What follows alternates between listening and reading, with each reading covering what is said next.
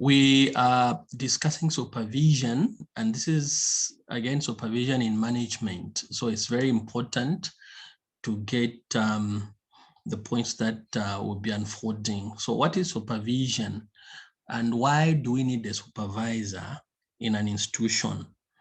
Now, basically, as a manager, your management is not complete if you are unable to supervise your subordinates. So it's very important that as a manager, you have to have this skill of supervision. Now, by definition, supervision is basically an act of controlling and guiding staff in their work. So there are two critical words or keywords that we need to take note. The first one is controlling. Secondly, guiding. Whom are you controlling and guiding? Your subordinates. And where is this being done during their work? Okay. So in other ways, supervision is basically a situation where a manager is in charge of work that is being done. The key thing ultimately is to ensure that work is done in a correct manner. So this is critical.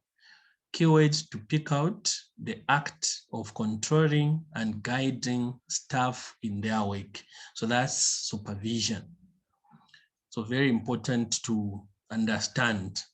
Then apart from that, supervision usually leads to staff development and ensures that work is done effectively, efficiently, and collectively. Now, when we emphasize on this term, staff development, it could be development in the theoretical aspect, it could be development in the practical aspect.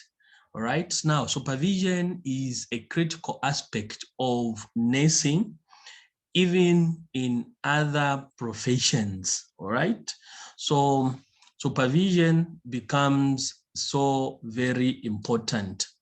Now, what are the approaches to supervision?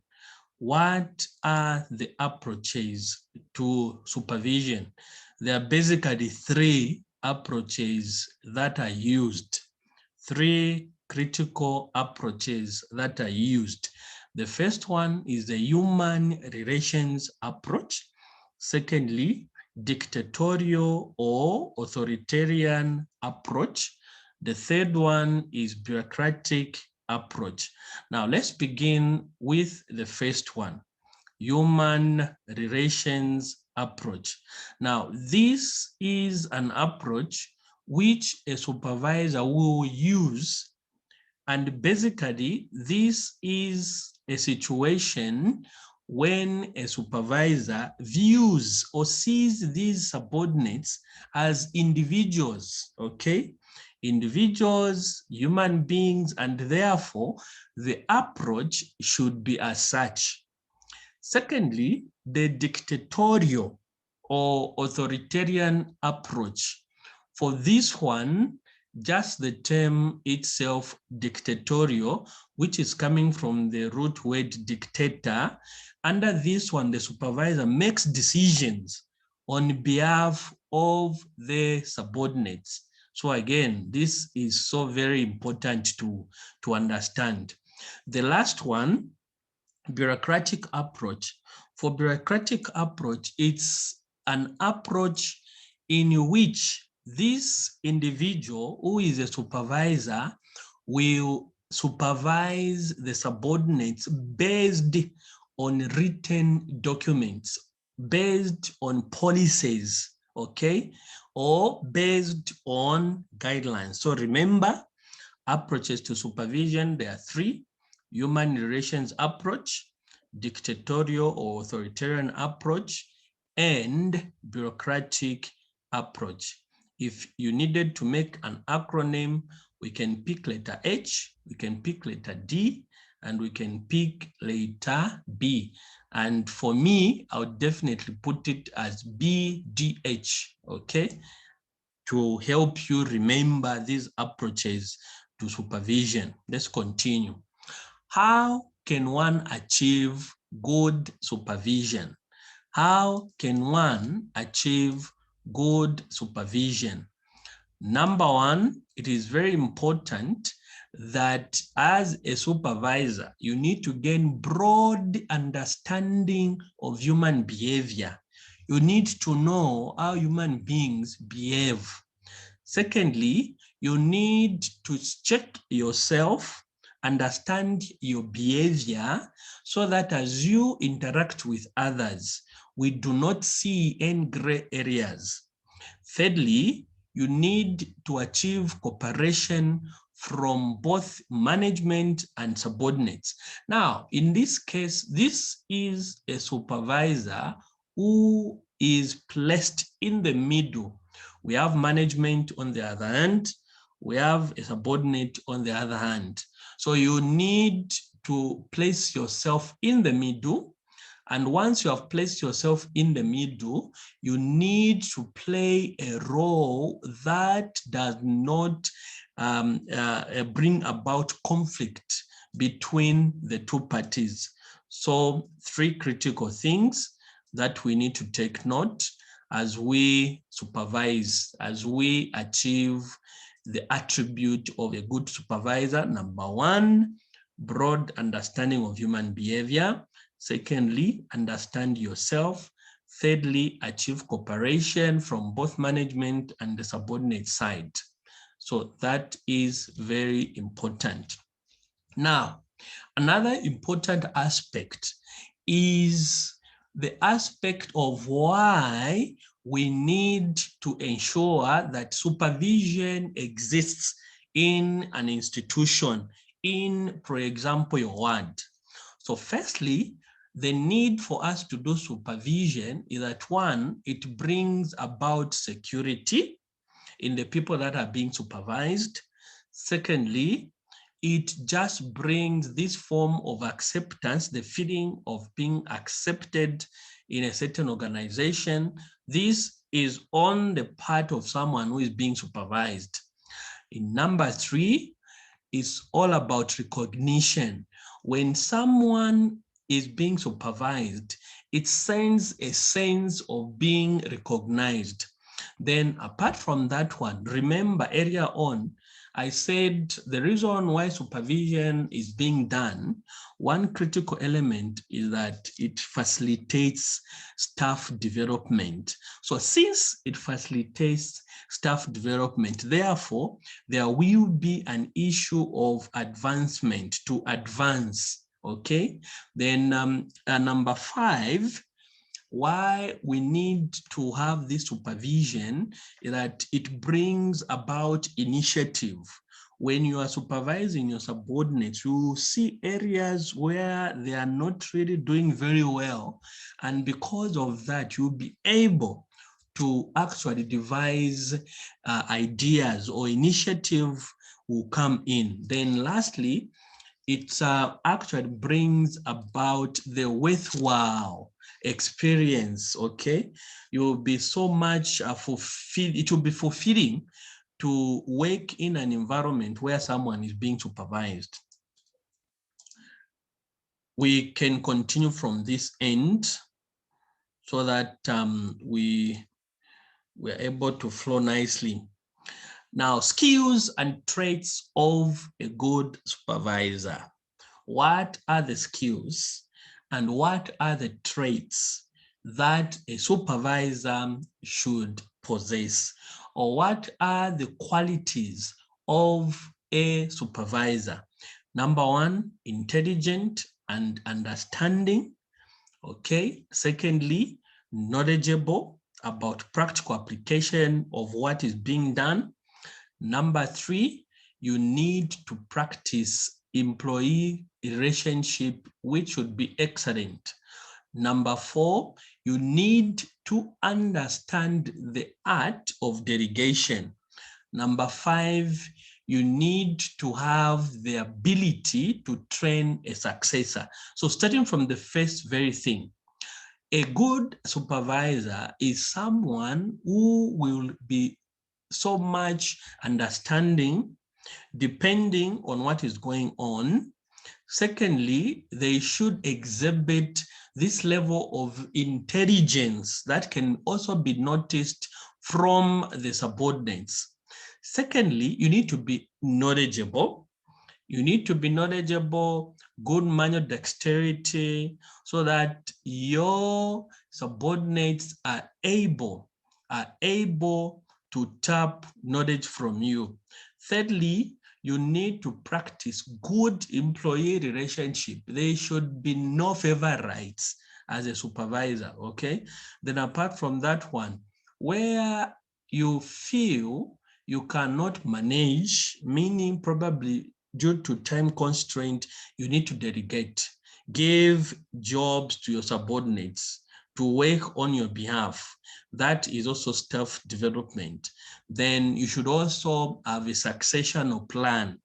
A good leader will train people that will replace him or herself, okay? So that is very important. Skills and traits of a good supervisor. Then apart from that one, you should be able to assign work fairly, maintain consistent standards of conduct, performance, and quality. Then you should also be a firm believer in safety. Safety measures critical. Be liberal and consistent in your interpretation.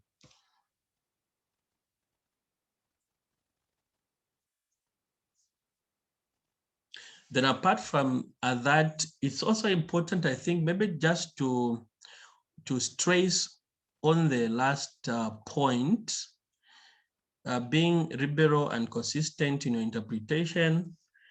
This means that number one, you should be a firm believer in the policies that you are using as an institution.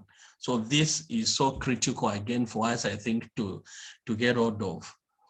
We can continue up to the end probably. Let me just cruise through. We should be open-minded. You should be able to use proper communication channels.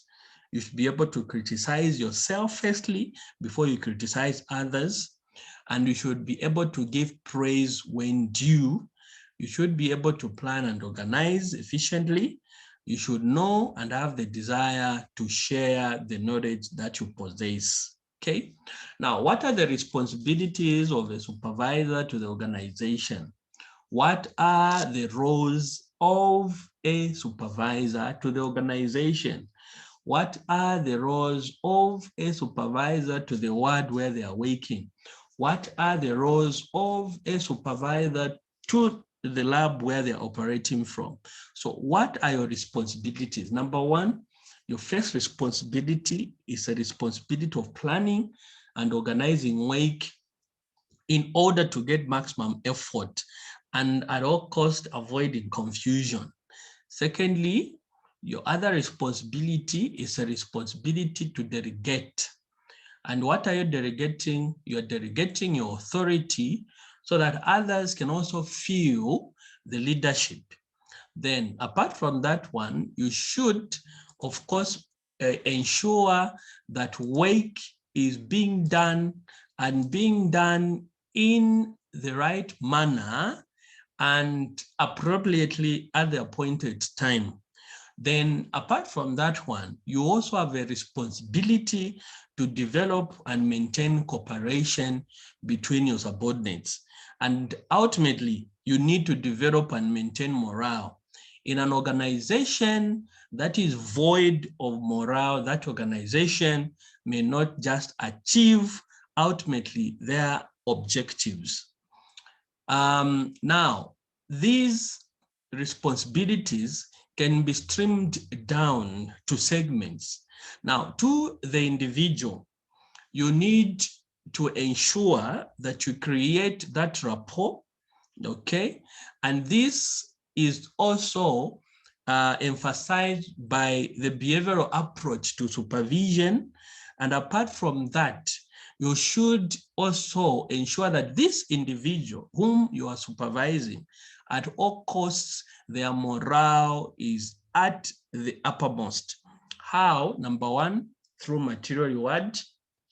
Secondly, ensuring that proper working conditions exist. And apart from that one, each employee, if they are able to get a good salary, they are able to have proper working conditions, then we'll see this individual having that fulfillment, which will ultimately give them the desire to work even harder. Okay. Then apart from that one, you should also meet individual social needs. If they need assistance, you should fulfill that assistance. Training and development of subordinates is also very important, all right? Then balanced supervision. This one indicates that we need to pay attention to each stage of the job that an individual is assigned. And by that, we're ensuring that this individual is developed, okay? Maybe just to go through once more, to the individual in a summarized way. Number one, you need to ensure that the working conditions of someone that you are supervising are excellent. As they work in an excellent environment, their morale will also improve, and this will lead to attainment of all the objectives of the organization. Then apart from that one, ensure that their social needs are met. Then apart from that, assistance is also critical. Training and development of this subordinate is also very important. Balanced supervision, okay?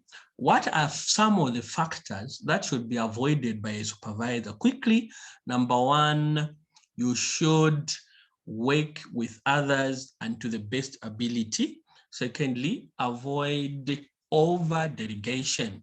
Thirdly, careless remarks. Then fourthly, avoid playing favorites. No one amongst your subordinates should be a favorite. That should be stressed. And how do we then manage ward affairs as a supervisor? This one will be dealt more in under the topic of responsibilities of a ward manager. So I would labor much when it comes to that. But however, some of your responsibilities include, number one, holding ward meeting periodically or whenever necessary. Secondly, participating in disciplining erring staff. Number three, you need to program staff leave bookings. And this one is so important. Every year, there could be annual leaves or vacation leaves. And apart from that one, it could be the leave days that are approximate about 12 local leave. So it's your role, it's your responsibility to ensure that such bookings are done. Then apart from that one, there is also need that you counsel members of staff in any way possible. And if possible, refer them to specialized counselors, okay? So these are some of the responsibilities. So ultimately, supervision is critical. A well-supervised employee or subordinate performs better, and this should be emphasized at all costs. So this is critical, and hopingly that it was something that was worthy listening to. And from here, we'll also, I think, add on to other areas. We'll discuss about nurses and midwifery council, their functions, and what role do they play. And we'll also have time to discuss the new act which is being effected now. So for now, we'll stop here and we'll meet later.